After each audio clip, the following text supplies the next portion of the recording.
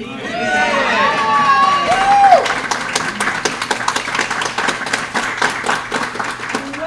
to the second senior reading of the semester, featuring our fabulous performers, Paige Kutyla, Marton, Aidan Robertson, Jaidyn Steinbrecher, Peifer, and Emma Ritter.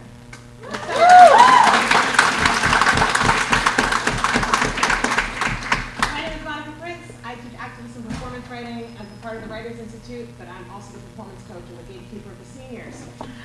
So they've been prepped by me, they've practiced, they've timed themselves, they're very excited for the event, and I'm so excited to share their work with you tonight.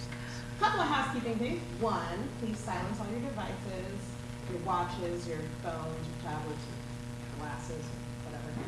So many things that make noise these days. So silence your devices. Number two, I know it's very warm in here. Facilities have been notified, they know.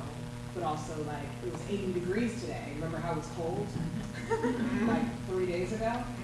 Whatever. Anyway, so feel free to fan yourself. That's what the bookmarks are for.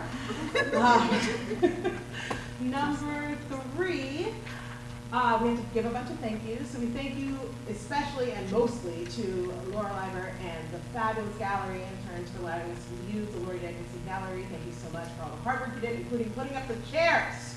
So thank you, team. I know you brought in some benches, so y'all work with it. Thank you very much. I appreciate it.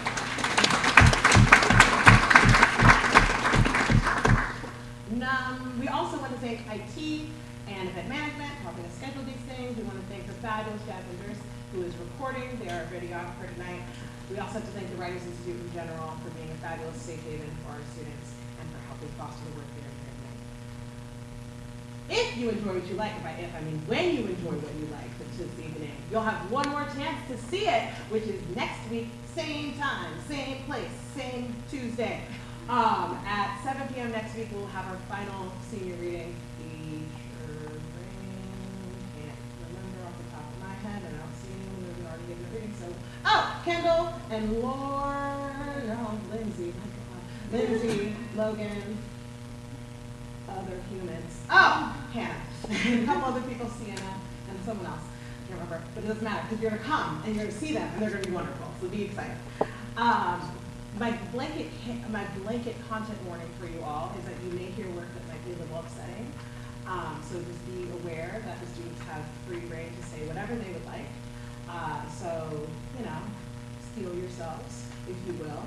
You may hear references to suicide, violence, domestic violence, harm, sadness, so much sadness, death, things of that nature. But I promise we're all here for you and we support you. We know you're very warm.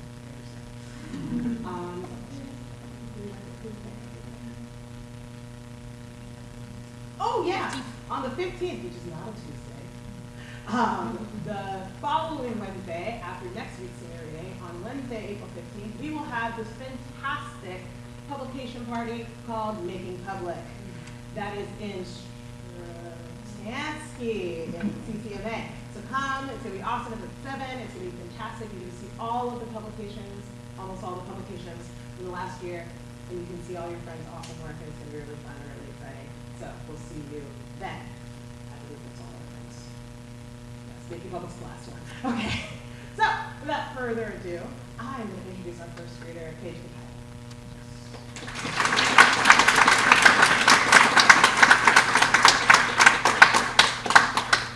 Paige Kutyla is completing her Bachelor of Arts degree with creative writing and publishing with a creative writing and publishing and editing major with a minor in psychology.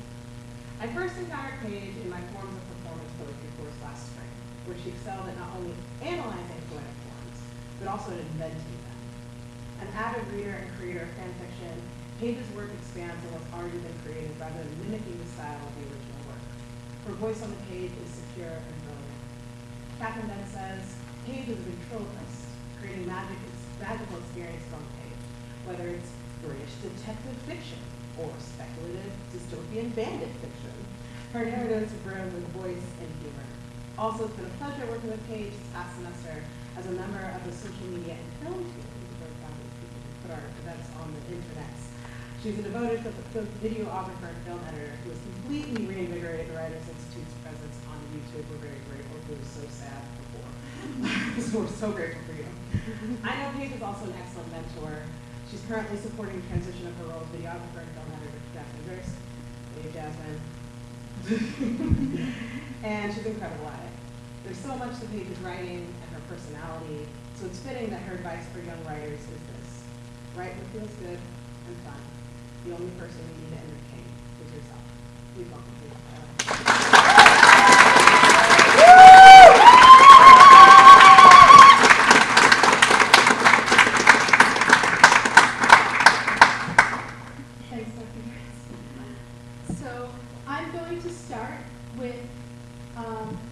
A flash fiction piece I wrote originally as a prose poem called Conversations with a Gentleman Thief.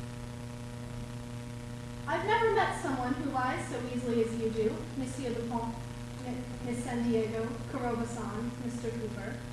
You give yourself too little credit, detective. You're quite the disguise artist yourself. I'm just better known for it. He says like he's commenting on the weather. Like he didn't once tell me, I don't recognize the face under this mask. He's a rat, a gadfly, a million unpleasant things, but he has the freedom that only comes when no one believes a word you say. Today he's a man, tomorrow who knows, but on Thursday he'll be Irene Adler until about 3 o'clock. I take a long look at the corner of the mask where the latex is peeling. His blue eyes are too bright, his blonde hair the wrong shape for his complexion. His nose must be small for the one he's wearing to fit over it. I store these facts in my mind's workbench, waiting for someone to show even a passing interest. Once someone does, I pounce. Like a tiger, I sink my claws and I drain the life from my unfortunate victim, roaring their ear off about the little details I found in a book I haven't finished yet, about how everything makes all the sense in the world if one assumes all but the names to be true, about the incident on the train I'd write a paper on if someone would ask me, and you see, here I go again.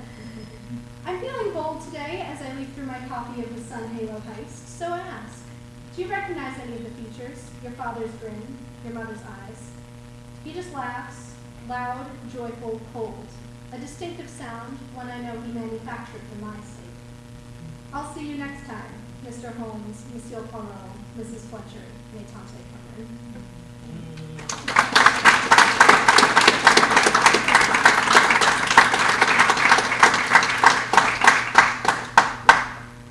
This one was requested by many people, and it is an excerpt from the first short story I wrote here at Susquehanna called The Amazing Miss Alice. It's the first scene, so you don't really need context. I was finishing up a report one evening when a beamish lady skipped into the constabulary and said quite casually, I'd like to report a murder. Her thick, raven-colored hair was too short to tie up, and her gray eyes held the intensity of one doing difficult maths. The pickaxe nose in the middle of her face marred her beauty somewhat, but gave her an air of formidability. The inspector poked his head out of his office, presumably taking a much-needed break from his whiskey. Bloody hell! Bloody hell! Who is it this time? Whom do you mean by who? The woman inquired. The murderer or the murderee? Good grief, the inspector muttered. Mauser! I was already changing out the paper in my typewriter. Yes, sir. Be a good man and take care of Miss Ives. I've enough of a headache today. That's likely because you've been up the pole all day, was what I wanted to say. However, given that I barely get a copper a month and hope to someday make detective, what I went with instead was, yes, sir. I pulled out the chair for the lady. Can I start by asking? I've done this before. My name is Alice May Ives. I work at Frankie's Funeral Home. You can dig me out there. It's just down the road. I'm 20 and a half. My marital status is uninterested, and before you ask, that extends to doing the bear. The victim... A moment, please, Miss Ives, I said. She scarcely gave me that much before continuing. The victim was my childhood acquaintance, Cherry Applebaum. She died of poisoning. My fingers froze on my typewriter. I'm sorry? For what? No, I'm sorry. I meant, I'm sorry? Not, I'm sorry. Oh, I'm sorry. Quite all right.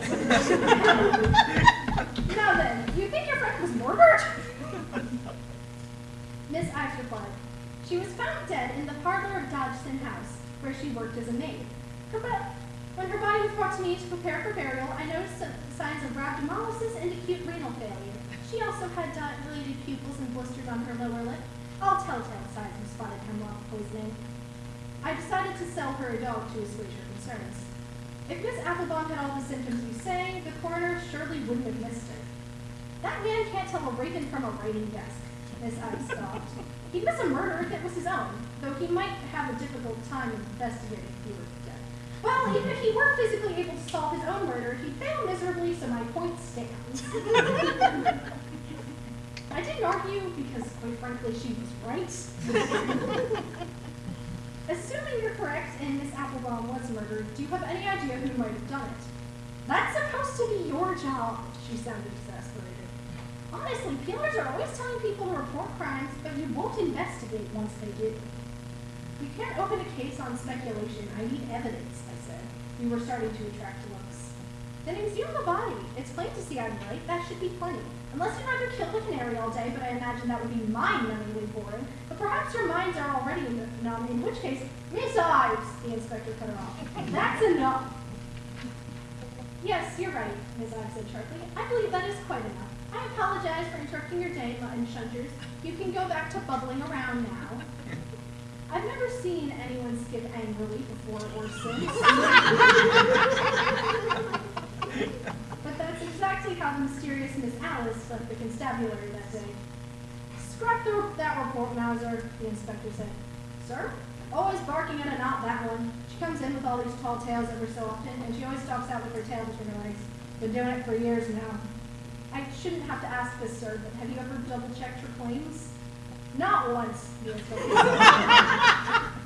I'm not surprised, I said, feeling very poked up to be working under her.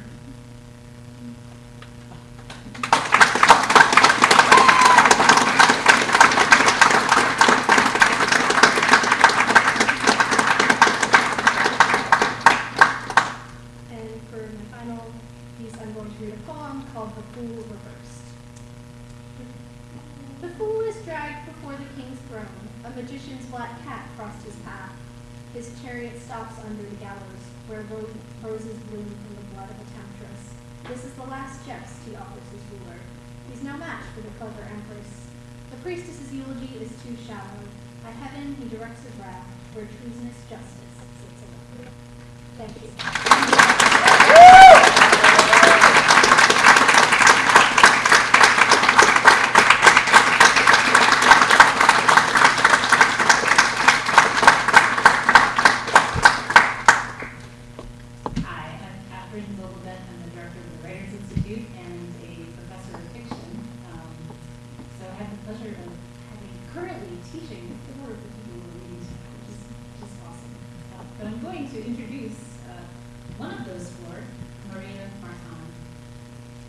Marton is earning her Bachelor of Arts with 3 majors, publishing and editing, creative writing, and English literature. She hails from Rio de Janeiro, Brazil, and I'm currently fortunate enough to be teaching her advanced fiction in the novel workshop.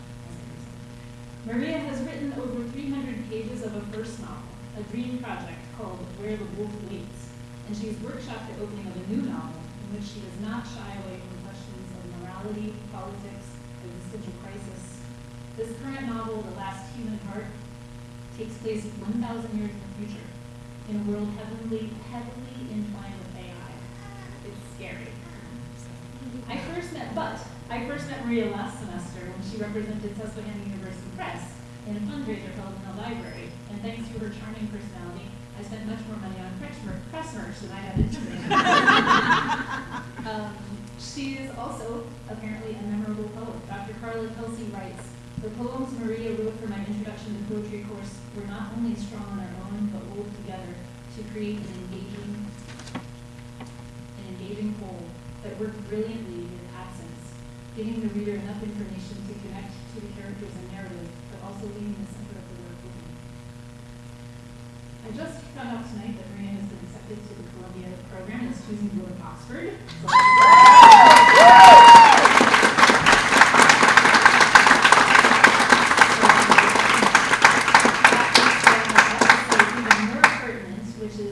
In her future work in publishing, I expect Maria Marton to be a voice of reason, awareness, and clarity on the international stage. Please welcome her up to the microphone.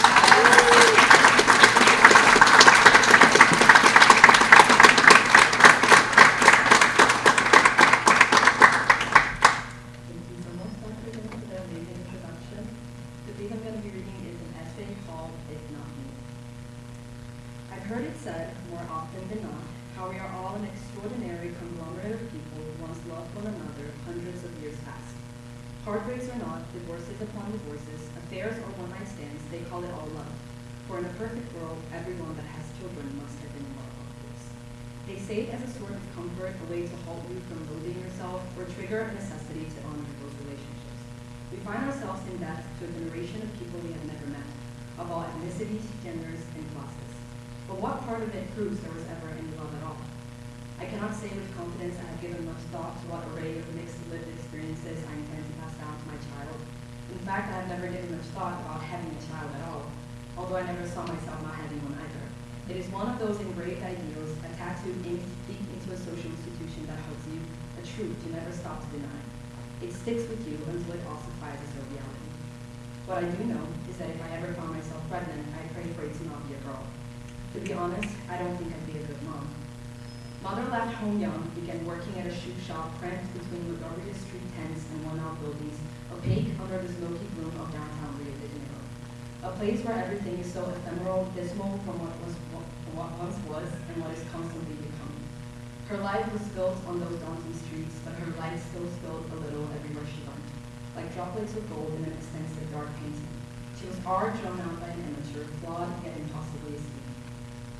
Mother knew how to lie, landing a sales position at one of the biggest restaurants in the city, an expensive seafood place owned by a crazy man, as she would put it. She walked through the golden arched entryway with nothing but a tight earth-colored dress, 3-inch heels, and a stack of wrinkled paper resumes in hand. Some will say her beauty brought her way in, but I have heard enough stories twisted by her lips to know it was her incomparable ability to manipulate that did it.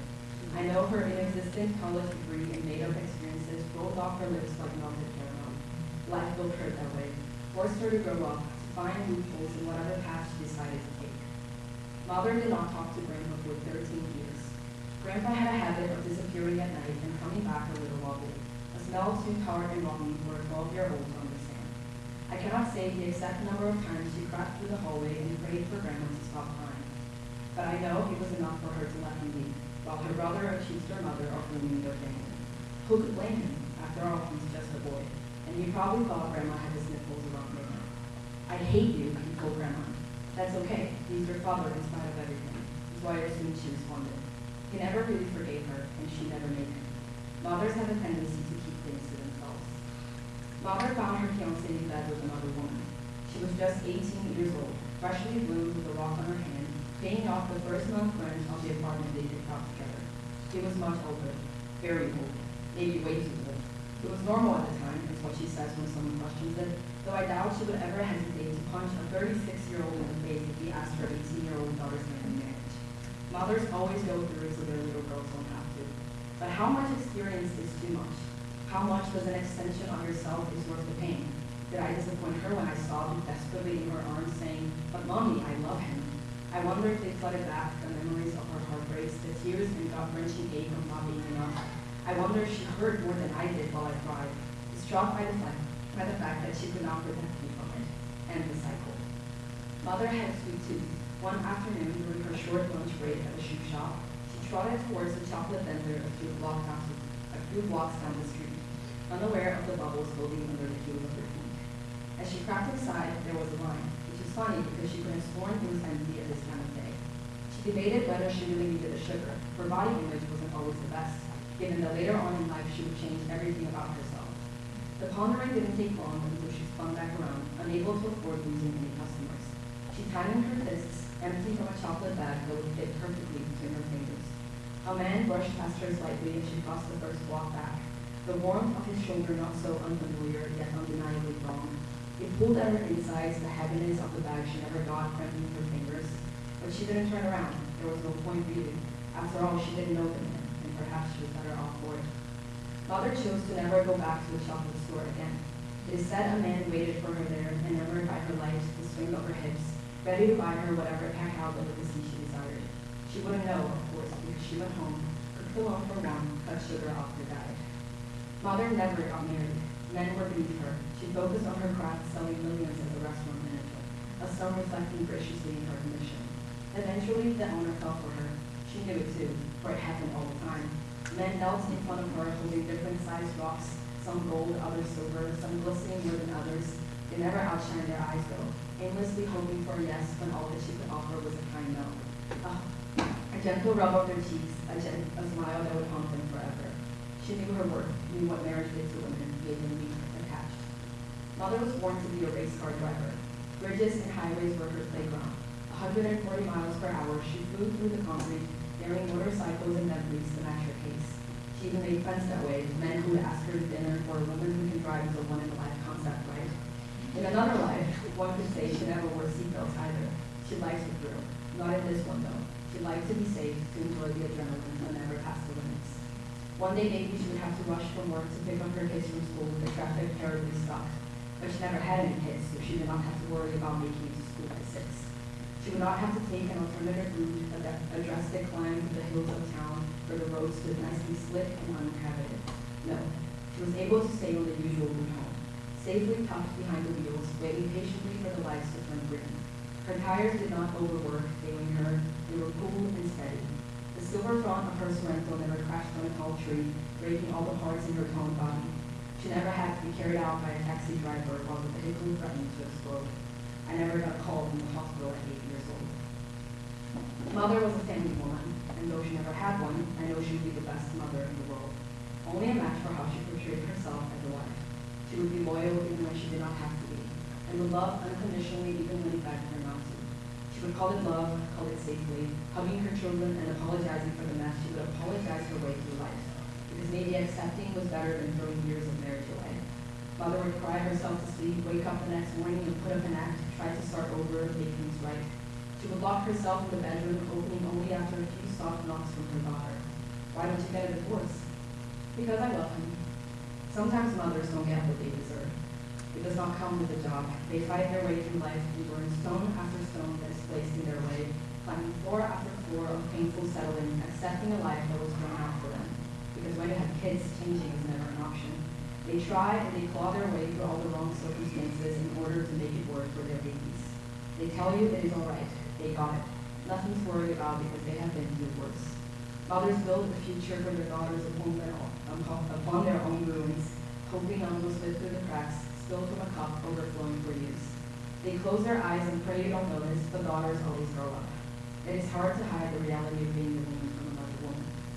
Mother's reality is not the one she deserved. Her sweet tooth was too great for her to walk away that one afternoon. She needed a chocolate to get through her shift. Father offered his flesh to pay. Mother got married to the man who bought her chocolate. Mother never wore a seatbelt. Mother was late to pick her daughter up from school. She never made it. Mother was let go from her job, injuries taking years to heal. Mother had a husband who lied. Mother loves her daughters more than anything in the world. Maybe that is the kind of love they talk about. Not romantic, but the kind that attaches to one's soul. The kind only a mother can feel for her daughter. That's the love I hope to honor, the one I will be in debt with my whole existence. That is my proof of life. And if in some spiritual plane, a place between life and death, reincarnation and rest, my mother has a chance at another life, I hope she grows to loathe sugar, wear seatbelts, and hate children. I still don't think I'll be a good mom. But if one day I do come to have a daughter, I know exactly where to start.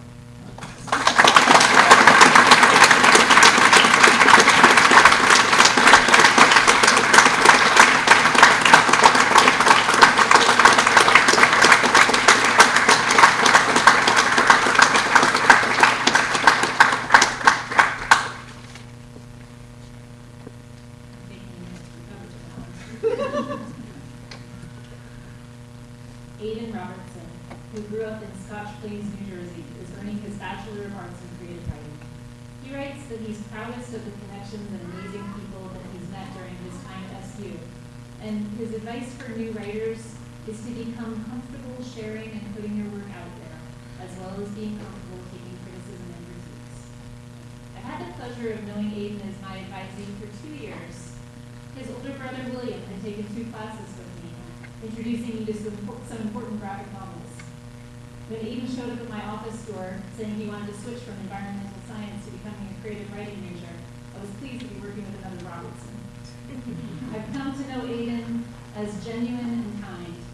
He served as a reader for The Apprentice Writer, helping to select high school writers' work for publication. His novel In Progress centers on a young college graduate who lands a prestigious internship at a science lab. It explores empathy and the meaning of being human. I have no doubt that Aidan will go far by combining his love of the environment with his creative drive.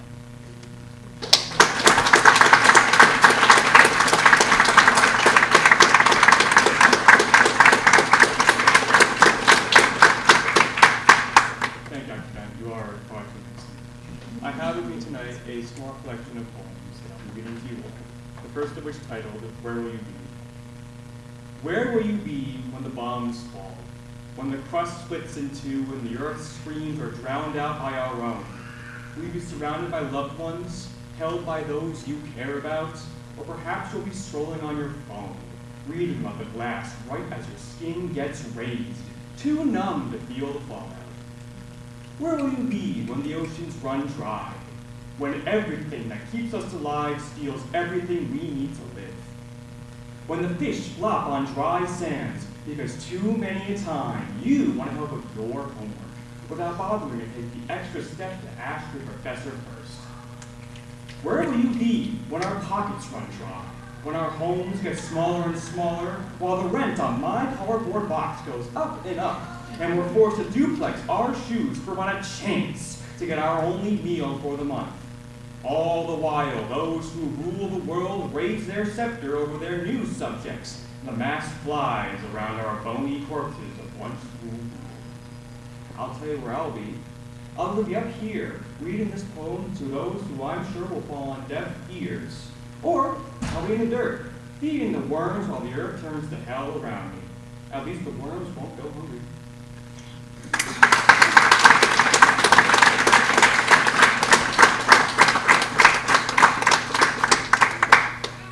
Poem is titled Tears from My Body.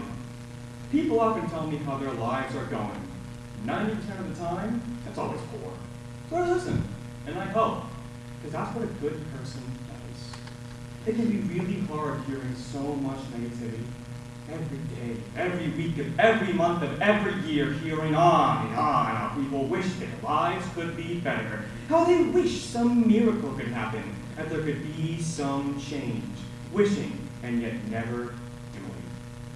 When I started helping long ago, I wished the same for them, that their anguish could end so that they could be happy once more. If you were to ask me now, I wish they would get better so I could stop being the boy they've always yelled into. It weighs a lot, you know, hearing their cries and their sobs. Eventually, it becomes hard to keep hearing, and you can tell them now all you want. But it's not your time to vent, or your time to cry. It never is. No, I'm sorry for being impatient. So I take action. I embrace the gloom. I cry alongside them. When my teardrops run dry, I make sure the tears from my arms weep as much as the tears from their eyes. When is it my turn to be a victim?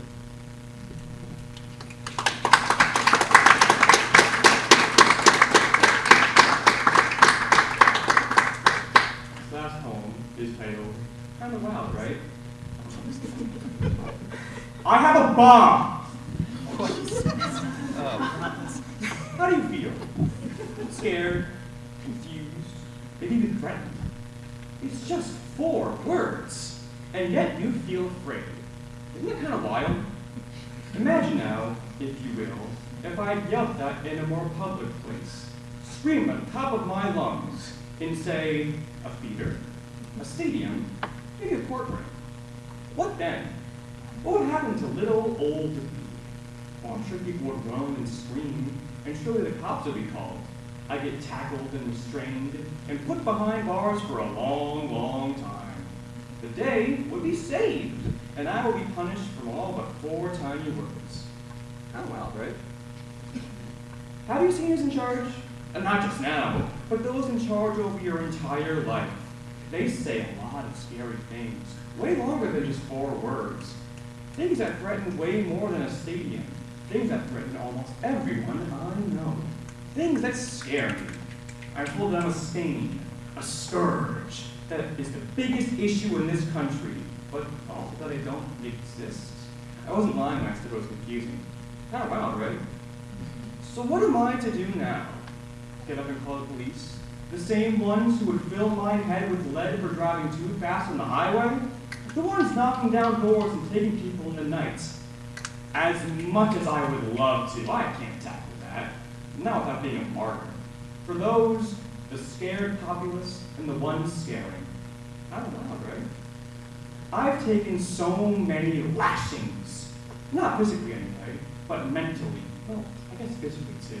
And if the winds of fate keep blowing, I'll take a lot more than mental leather. I'll be ingesting lead for a man I don't even know, in a land I can't pronounce, for a cause I was never told. Funded by the same man stealing my neighbors. Kind of wild, right? Well, might as well just take it, like a good little boy. God forbid the law does its job, all these scary words and acts. It's all going to make me safer, just like everything else. Think of the children! I'm sure you guys think about them a lot, don't you? Maybe you guys would care about me more if I was younger and tighter for your wrinkly ass hands. Or dumped more millions into a genocide. Oh, who am I kidding? I'm gonna die before things change. Mostly because you got scared by my words. And trust me, there's gonna be a lot more than 4 when the volcano finally boils over. I have a bomb with a fuse that can't be lit. Kinda wild, right?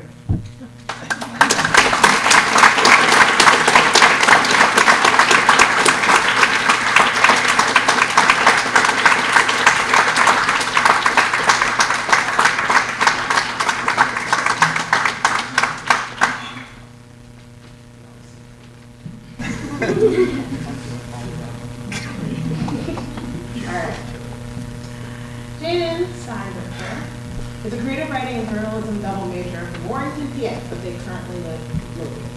They are a very strong writer, whose latest article was published today by the Daily Item. So check it out, it's very exciting. Since attending Susquehanna, they say they're just generally proud of who they've become. Quote, they were always a very closed-off kid, but since coming here, they've become more involved around campus and the communities they're part of. It's been a delight getting to know Jaidyn through senior seminar this semester, to hear their insights and ideas about structure, not just words, but the world, what's right, and the privileges of American minds. They had the opportunity to interview Mike Pence when he visited last month, where they asked bold and impressive questions I've never seen other young journalists dare to try. Surprisingly, when Jaidyn first arrived here, they were going to be a fiction writer like you always say that you will. But now, they prefer nonfiction and poetry more. God, I'm so Evidence of this are these words from Dr. Carla Kelsey. Quote, in a poetic statement Jaidyn crafted for my intro to poetry course, they call poetry the essence of freedom and exploration, saying that each word has its own story. Nobody who knows Jaidyn will be surprised at these unique and elegantly stated ideas, or to hear that they articulated these concepts in their creative work through vivid, sense-based details and surprising, intentional use of form. End quote. Jaidyn advises young writers to always try to do something new with their work, be creative, and experiment with styles you might never thought to try. Great advice. In the words of Dr. Kelsey, this audience is in for a treat.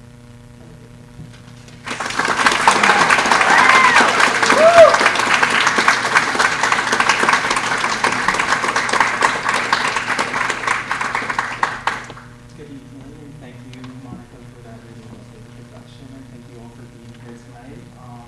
Tonight I'm going to be reading some pieces that I wrote originally while abroad in Austria, Netherlands, spring of last year. Unfortunately, I lost those poems, but I wanted to rewrite them and reflect on those this semester in my poetry class. And so these are some pieces from my chapbook. This first piece is the opening to my chapbook and has 2 titles. The Lonely Duck and Cross That Line. The lonely duck drifting away from its home in shallow, salty banks of the pond, where its love and life both call out. You are the life left at the docks, waiting for a ship bound to the shore. are the lighthouse guiding its arrival. A singular beacon of light, too fast, too bright, to feel the love emitting to the beckoning cosmos. Forward to adventure, awaiting ducklings on the ocean.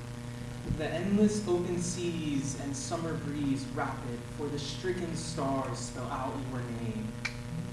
A shimmered call, the absence of you. Cross that pond, embrace it, little duckling. It turns back to you, not for the fear of the journey ahead, not because of the distance or the turbulence of the ocean, but for the loss hiding behind it and all within its grasp. Because of you, still standing on a shrinking beach, a lonely duck on a dock, you keep waving. I know you'll say, waving, waiting, until once again the day comes, and I cross that pond.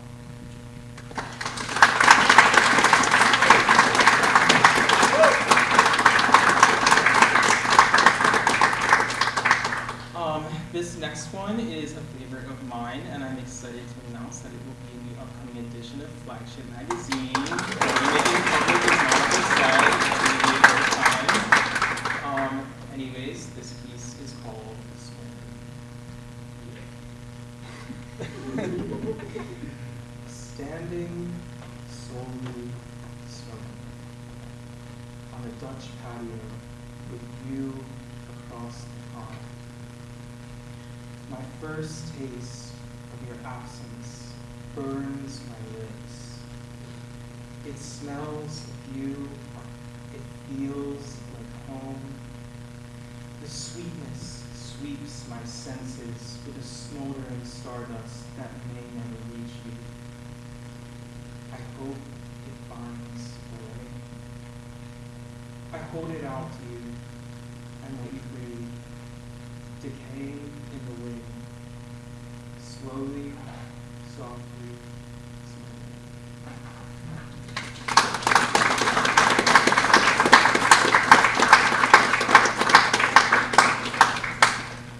and this last one is a bit of a shift, but it is another one that I really enjoy and will also be published in Flagship's online edition. I wrote this poem after walking through a bunch of different museums in Berlin and later the Louvre in Paris, and so I will end with the privilege of the museum poem. The history that built this place took thousands of years. You walk by, skimming over plaques of the past. You skim, not read, for you have far too much to see. This painting traveled the sea. This pot taken from the Sahara. This plant was the very last of its kind. This person was the very first to discover this land. This person was a dictator who killed millions on millions. This person was a savior who saved 100, but that's not millions. This person was a slave, but you don't know their name because that's not in any museums. It never has been, never will be. Who cares? Do you care? Do you just keep walking? Do you even try to look this portrait, this statue, this person in the eye? Do you even think to share your privilege, or do you just keep going from museum to museum, from country to country, until you are no more than one of the gilded treasures or ancient fossils or historic documents you so carelessly pass by? Traveling from sea to Sahara until you become the very last of your kind, until you are no more than an artifact locked behind glass. Now stop. Ask yourself, if you were amongst this very exhibit, would you stop to actually read your own plaque? Or would you just keep skimming by from museum to museum? for your time.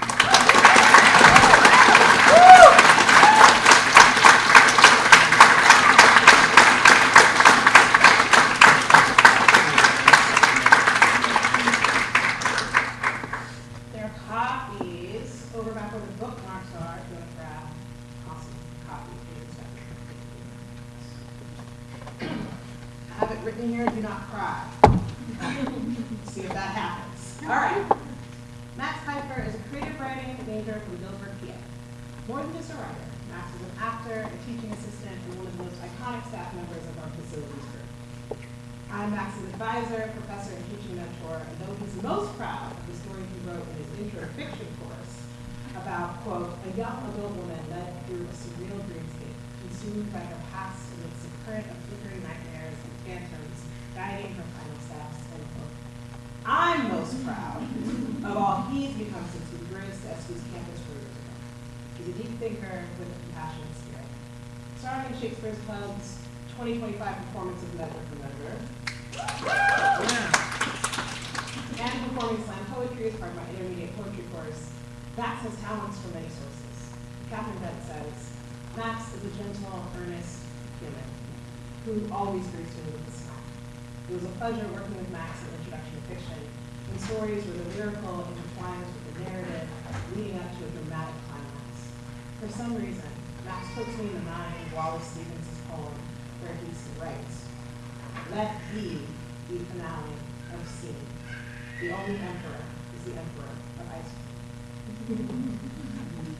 I've spent the last 2 years yelling at Max about his excellence, his future, and his consistent push toward what's next and what's best. In our nearly daily conversations, from the classroom to the Writers Institute to readings in Isaacs to bar downtown, we've discussed big ideas about love and truth and what matters in life. Getting him to this stage is a single thing I'm most proud of in my entire career. Next, watching him cross the graduation stage. In his well-intentioned words, he's learned the most about intention, about focus, condensing and relaxing. Quote, I've learned to be and not become. I've learned to love and not embody. My writing has found more direction, soul, and truth to meet where I can now meet myself. And what a person will be next. So proud of you too. Come on up there.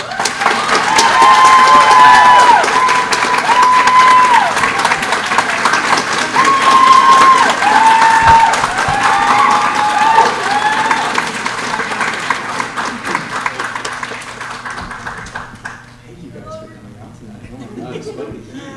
I see so many familiar faces and so many people I love, my found family of the life. Okay, here we go.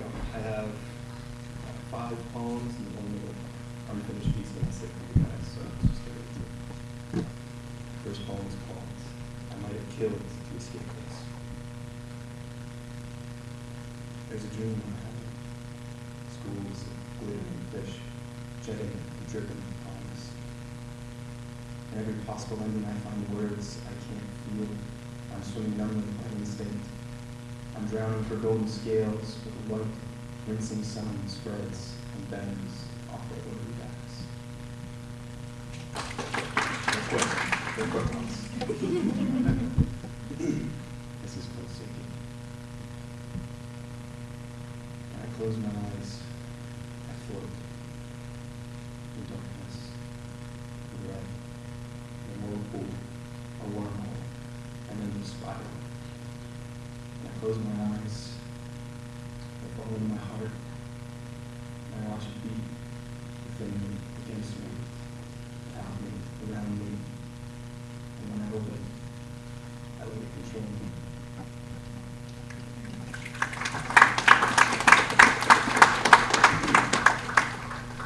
This one's called Before Your Eyes. Look up and watch the blue split into fractals, tapered slices of sunlight, green and gray and glitter, eyes lapping up pillars of the rippled golden delays, seed through tree crowns, like a warm woman with cold fingertips, hushed by the breeze, or the background hum. The soft sway of swing set and sore muscle fibers, treated by sandy flights and slow juice box slopes. Look up and watch the stars paint what they should. and their flickering fashion to be found once again as the shoal of lights above the foxfire, the crackling lattice work of burning membrane weathering the sky as a tether to remnants of wood smoke and caramelized sugar speared on charred oak. Laughter roaring like a chord to a tune, and a whisper in the night.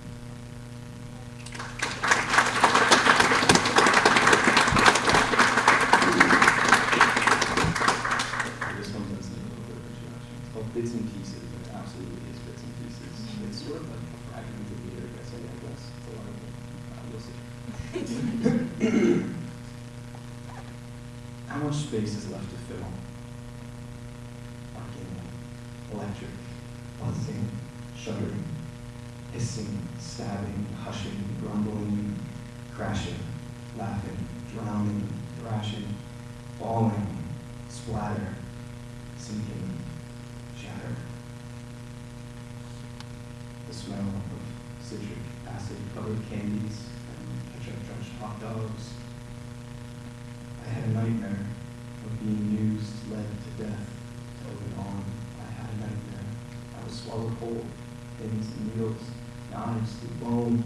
I had a nightmare, massive and dripping, tendrils of flesh, teeth, all missing. I had a nightmare. I have not woken since. The phantom pain, the silent hiss. Scrubbing myself raw in the shower. It won't come off.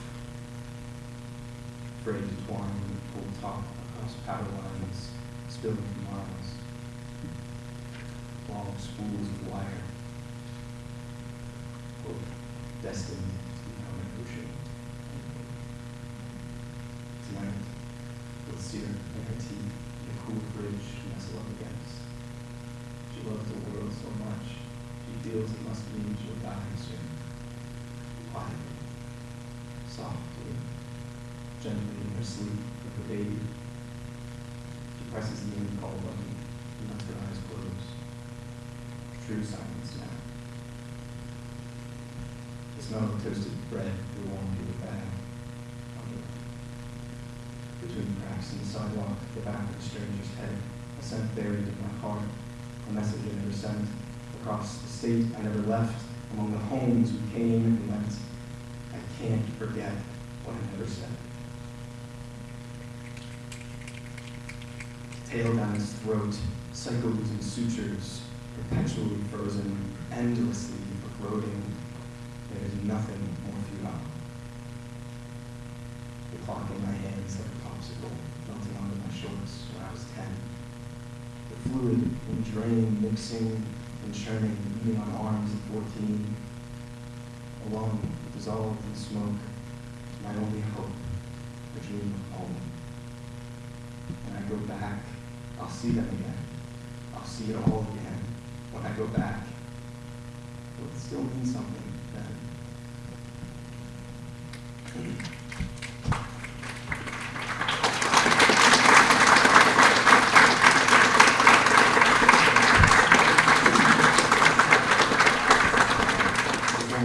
This one's called The Rally.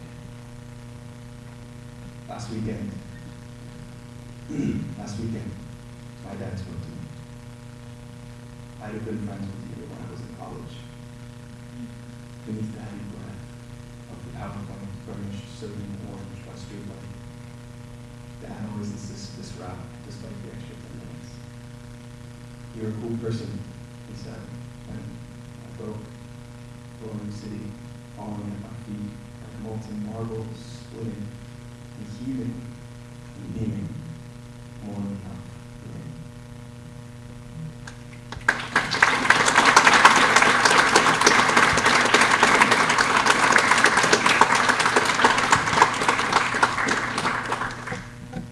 This one's called 3, 2, Me, and I actually just discovered it on my laptop today. I was like, that sounds really good. It's definitely an unfinished final project for a class, but we didn't talk about that. It's still good. June 5th, 2024. Today, I turn 20 years old, and I'm alone. but not in a sad sort of way. My girlfriend is just across campus at work in the residence-like office for 1 more hour. And I just parted ways with my new summer coworkers after a long day of painting. They were sweet misfit bunch, and I didn't have fun with them. Maybe that's because it's only us and dust still around, but love's love, proximity or not. Regardless, I am physically alone in a park I like to read in, and more often for meeting responsibilities. The park intended for children in small town scenes to bring off their afternoon evening energy so their parents don't struggle to put them to bed at night. Their cells strung with vigor, imagination, and fireworks, and those little sparkler sticks. I too was once that way, too eager to lay my head down for tomorrow, dreams of real waking as they are sleeping. Now sleep is just a brief comfort. That's why. I'm here because, as of writing this, I'm feeling age-old resentment towards myself for smothering the sparks. And when I feel these unsightly negating things swell up again, I put some distance between me and my notebooks so they won't catch the offshoot of it. This is unhealthy.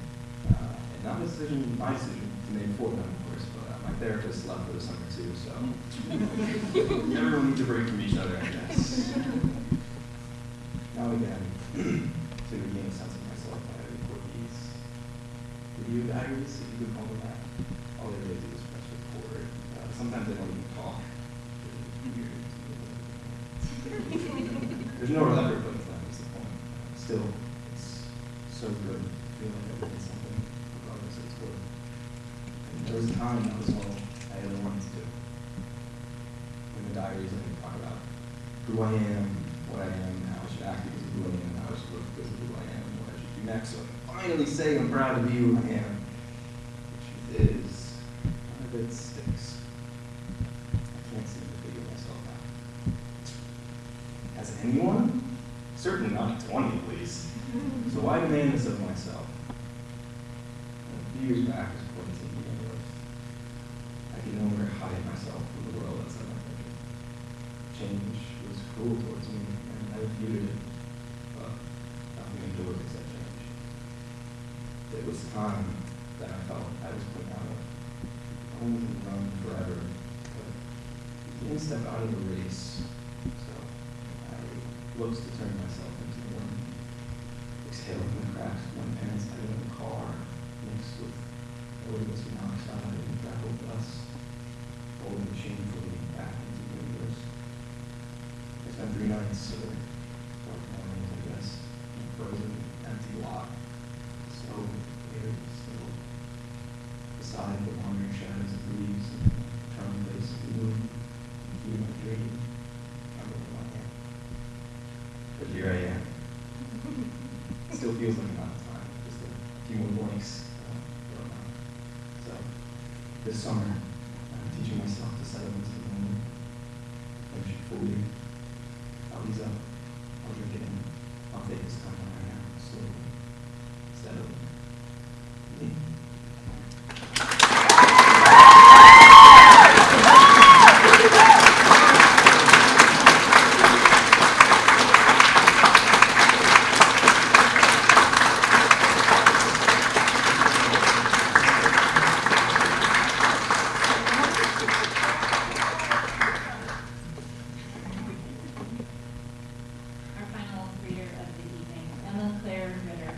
Creative writing and publishing and editing double major from Harleysville, Pennsylvania.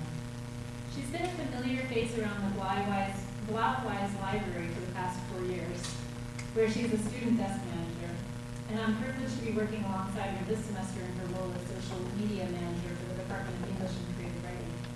Emma has held leadership roles in various university organizations from Essay Magazine to the Pan-Hellenic Council, and her personal essay exploring themes of grief, self-discovery, and nostalgia was published in the 2025 edition of Essay.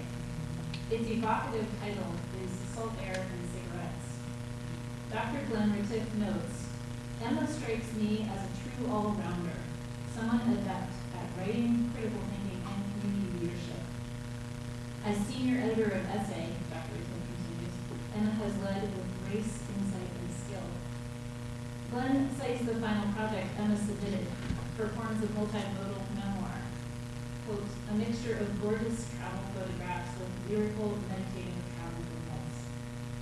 Emma's advice to young writers is to save everything, the scribbled poetic phrases on fast food napkins, and save the love letters to the romance you can no longer bear to read. Because, she says, when you're a writer, everything is connected, and you never know when you're going to use it. And the podium is yours.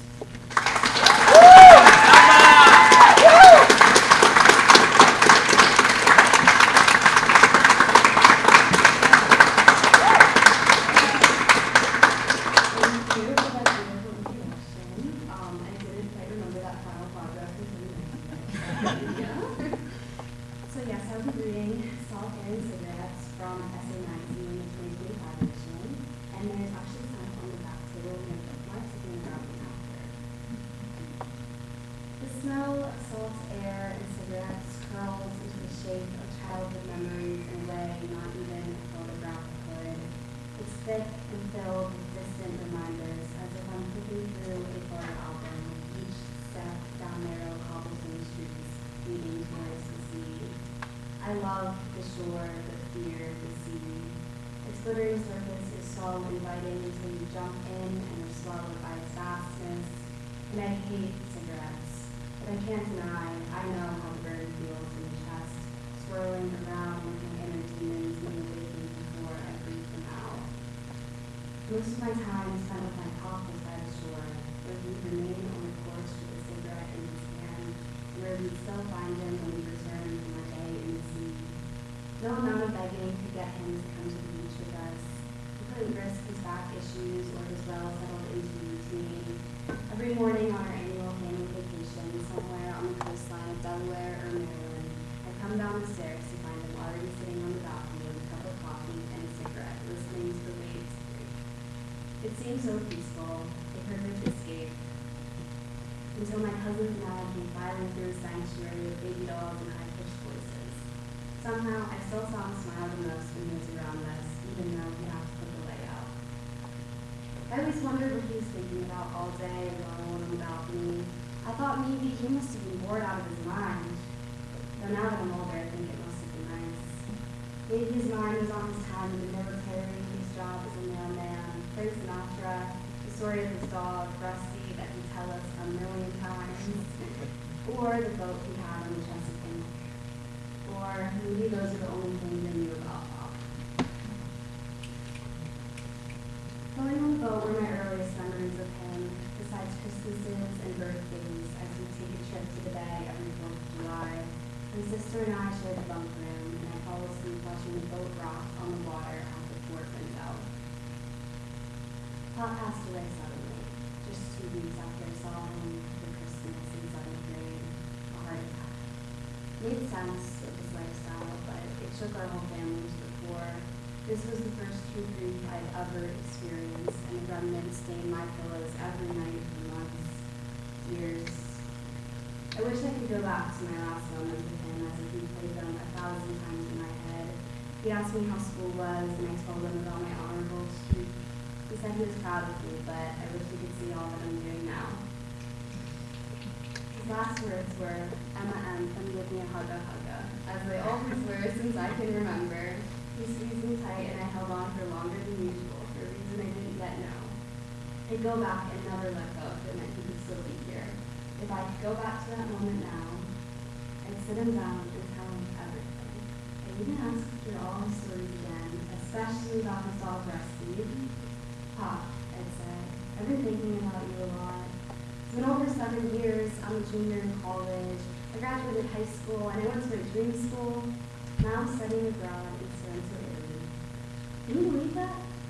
He always used to pronounce Italian with a hard I sound, and I can't help but think about him asking about my Italian experience here. I tell him it's amazing. You'll have to see it for yourself.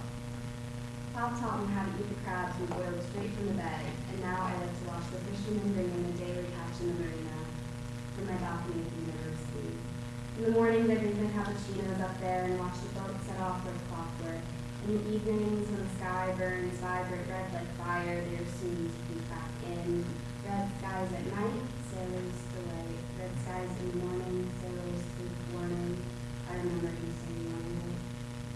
My sister and my dad came with me to Italy in August, dropped me off at school, and our first meal in Sorrento was right on the marina. We ate calamari and fried shrimp that still had their greedy eyes. Foods first introduced to me by you, at tables looking over the bed. I didn't know if it was the salt air, cigarettes, beer, or seafood, but I was convinced you were sitting cross-legged in the fourth chair. We all were. Since then, everything I do here has been about you. Sometimes I do a double take when walking through tourist-filled streets and I catch a glimpse of an old guy with a fedora on. But I have to remember you're not actually here. And they're lined up downtown in the seasonal shops. I swear they're almost exactly like the ones we wear. Dad even bought one when he was here. You wouldn't believe how similar the two of you look with it on. I haven't been on a boat in so long. But there are fishing boats, ferries, cruise ships in the bay every day, making me miss my floating childhood memories more than usual. My friends and I went on a private boat tour in Sardinia last month, and it reminded me just how much I loved cruising through the water and looking back at the shoreline to see the opposite point of view. I loved it when we would sail out and anchor the boats together with the others and make one big boat island that we jump off and swim around for the day. We used to jump in the murky water like it was a swimming pool. I wish I still had that fearlessness in me. Every year I'd swim out less than the year before, despite getting older and outgrowing my life jacket that I so despised. One year I sat on the shore and watched my sister and my uncles swim all the way out to the bar so the fireworks was off from, as they anxiously waited for their return. Our guides in Sardinia dropped the anchor in a marine protected cove, where the water was crystal clear 20 feet down to the bottom. The distance to the shore was right about where Pop used to drop his own anchor, but this was something I wish he could see for himself. Schools of fish in white specks in swim, came swimming through the brightest blue I've ever seen. I haven't swum in open water since those days as a kid, but I didn't let my fears hold me back. All of a sudden, my legs were hanging off the side and my hands were in the air. I saw blue waters in full saturation surround myself.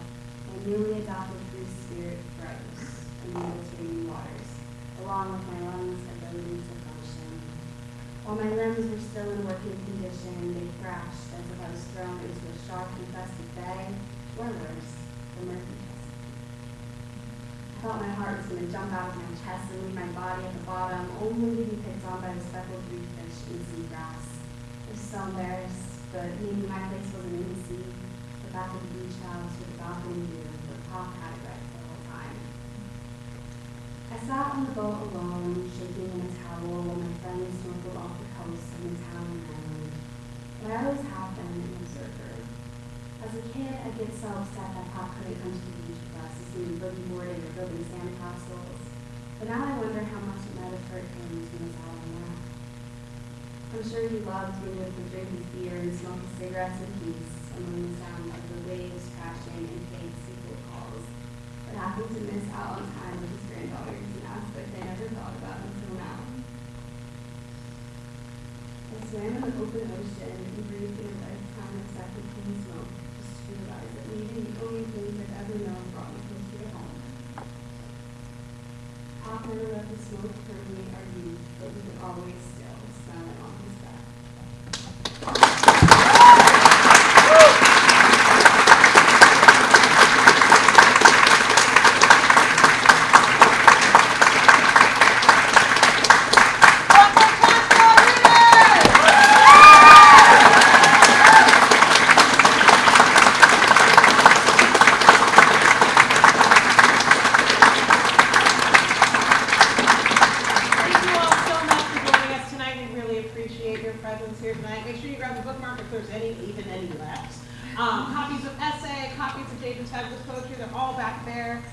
Don't forget, next week, same time, same place, next Tuesday, final senior reading of the semester. You'll see our final last 7 readers, and we're so excited to have them here, and I'm so stoked.